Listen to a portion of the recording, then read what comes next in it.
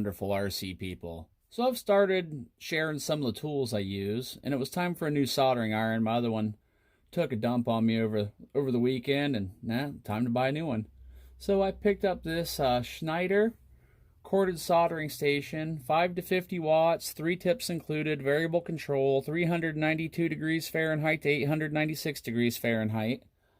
And it's got the cushion grip and the little sponge. And we're going to open it up and see what's inside.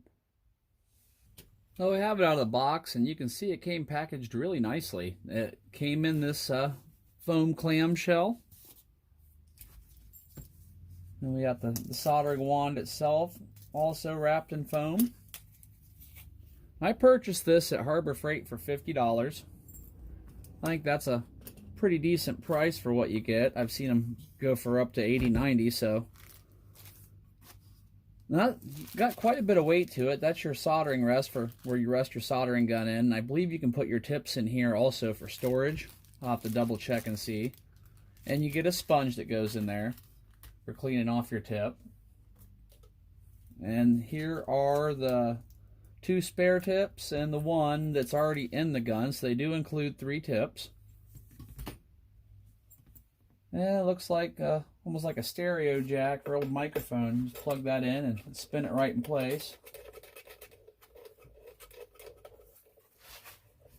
Move this other half, the clamshell, out of the way. Well, you have your variable control from 392 to 896 degrees. And it looks like you have the on and off button on the side and 3-prong plug. Well, let's get this guy hooked up and just see what it does. See if we can do a little soldering with it. You also get a set of instructions. It looks like you got a full tear down, and that gives you your part numbers in case you have to order replacements. So that's always a good thing to have. You want to hang on to that. I have it heating up now. You can see the lights blinking. And I need to tin the tip before I even get started, because if you've done any soldering, if you don't have that tip nice and tinned, then your solder just doesn't solder. It'll sit there and hold in spot and not really do anything. So what I'm doing is I'm coating the entirety of the tip with rosin core solder after I put it in flux, and then I'm going to run it on the sponge. What we're trying to do is we're trying to get this to actually start adhering all the way around the tip so it's there permanently. And as we do that, and that's nice and tinned, when you touch your soldering surface, you should be good to go.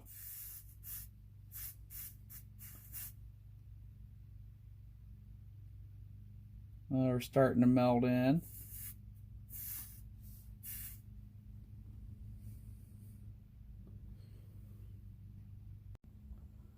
So I've pre-tinned and fluxed my wire and my connector. And I've turned the heat up closer to 700.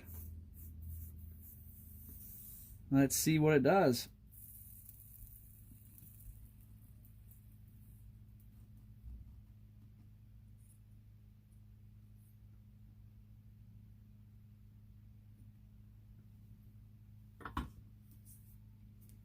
Well, not too bad. Let's give it the pull test.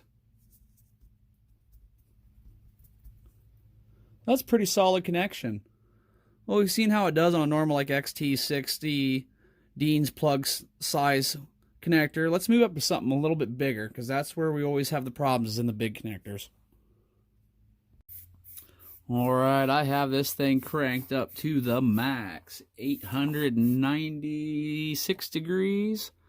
That tip is white.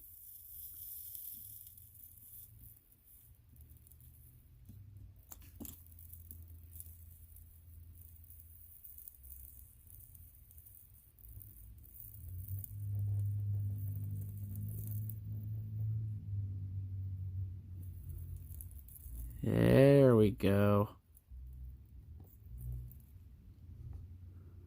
Clean that up a little bit afterwards. Set for a second and get a pair of pliers. Alright, it's passing the pull test, so there we go. So I think overall this is going to be a pretty good soldering station for me. I need to mess with the settings more and learn a little bit more about what temperature reacts best. All my other soldering irons have just been preset wattages. But this is nice to have the option to be able to turn it up and down. And now I can handle big and small connectors with the same gun. I used to have to use a 50 watt for my larger connectors, and I use a 30 watt for my smaller. That works out pretty nice. Well, thanks for watching, everybody. I hope you enjoyed this, and a good demonstration. See whether you want to buy it or not.